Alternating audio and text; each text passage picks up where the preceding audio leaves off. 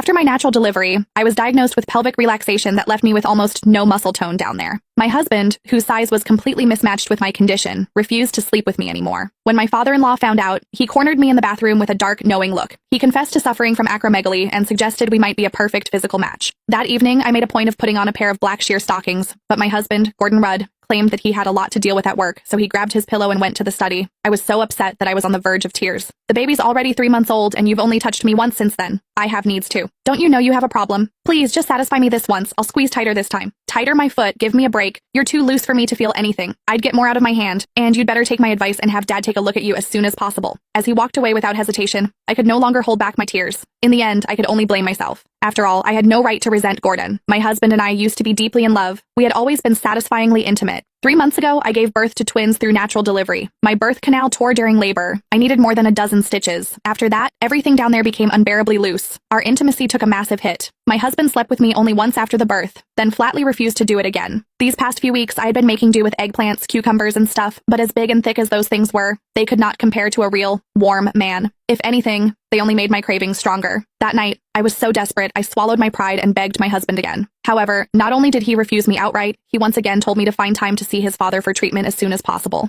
My father-in-law, Mark Rudd, was a gynecology specialist at a top-tier local hospital. He was incredibly skilled. People even called him a miracle worker in gynecology. He was my father-in-law, after all. How could I, as his daughter-in-law, possibly go to him with a problem like that? Even though Mark was nearly 50, he was strikingly handsome. He always wore a pair of gold-rimmed glasses that made him look refined and scholarly. He kept himself in excellent shape, too. His body was firm and muscular, radiating a kind of mature masculine charm. Ever since Gordon stopped touching me, I had fantasized about Mark more than once. If he were really the one examining me for that condition, I would probably lose control and humiliate myself beyond belief. If that had happened, I would be too ashamed to even show my face in this house. While I was lost in my tangled thoughts, the sounds of intimacy drifted faintly through my in-laws' room next door. The noises were unmistakably heated. It was obvious that Mark had Janet pinned beneath him. He was thrusting hard. As Janet's breathless gasps and soft moans continued through the wall, I actually found myself feeling envious and jealous. If only I were the one underneath Mark. The thought sent what was left of my smoldering desire roaring back to life and burning hotter than ever. I could not help squeezing my thighs together and rubbing them against each other for friction. Just then, raised voices suddenly came from the room next door.